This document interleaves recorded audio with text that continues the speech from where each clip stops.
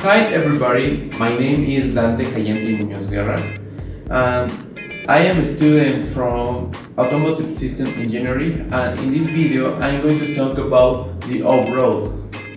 This video is for my English class. The first point for understanding the off-road is understand the meaning of the word off-road.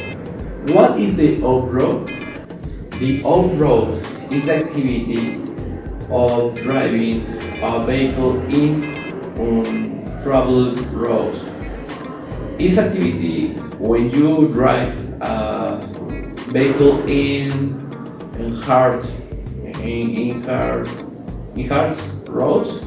In the off-road, you can drive a jeep or another vehicle in roads untraveled, like the mountain or rivers, places where doesn't exist the roads.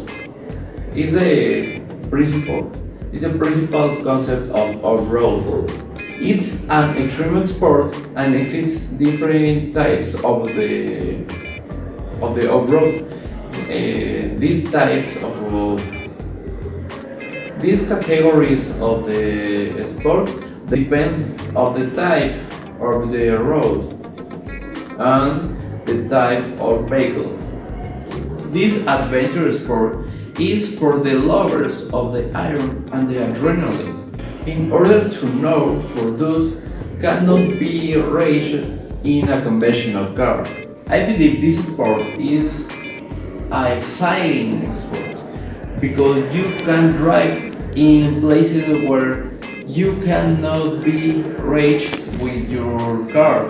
You cannot be in these places without cheaters. You can be with this type of cars, and it's the exciting of this sport. You can feel the power in front of you in your car, and I believe this is the most important feeling when you practice the off-road. Now, where and why is practicing the off-road? The history is short. We need travel in the time. In the Second World War, we need to travel in the time. In the Second World War, when the U.S. Army invented the Jeep all wheels, and the Americans can be the stronger of this type of vehicle and the facility to travel in unconventional roads. After that, the off-road was practiced in the first time in Baja California Sur, in Mexico, in the north of Mexico, because it's the perfect place to practice this sport. Because the different types of terrain in the area, because has mountain and has desert. The favorite places to road with these tracks. Now in Baja California exists almost 250 roads competitions. Exist 250 competitions in a year with 20 different types of competition in this area. Yes, Baja California, Mexico is the perfect place and the favorite place to lovers of this sport. Now I'm going to read the types, the names of the types of rolling, and I'm going to try to explain the meaning of that. In first place, we need to know about the dune bashing. The dune bashing is when you drive in the desert, in the dunes of the desert. It's the most popular around the world. The off-road racing is the traditional competition. Is when two, three, or more players run in the road. The only difference between a traditional race is the type of the terrain. The third type of road is the desert racing. The desert racing is exactly the same that the off-road racing. The only difference is obviously in the desert they race. Now, the rock racing. The rock racing is an extreme race because you try to climb the mountain with your car. It's the most extreme in between it's the most extreme because you can try to climb a mountain with your car. It's very dangerous, but it's very exciting.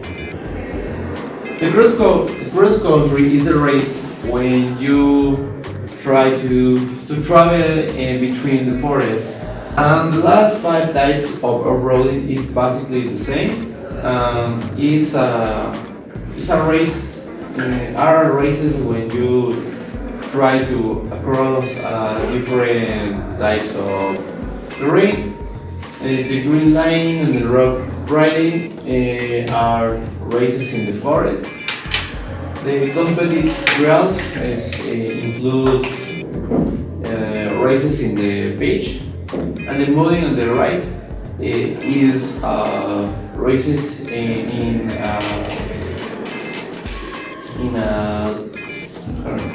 a long spaces with like Africa or valleys. What are the requirements to have an off-road vehicle? Basically, to have an off-road vehicle, you need modify the suspension and on the tires. In other words, you need modify vehicle lights, the body light, all the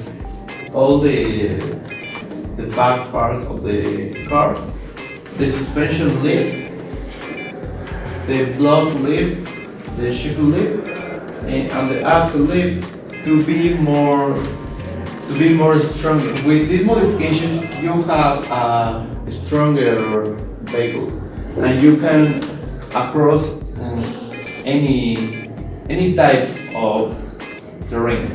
Obviously, this sports not can be perfect, and when you modify your car, you accept the risk of the car.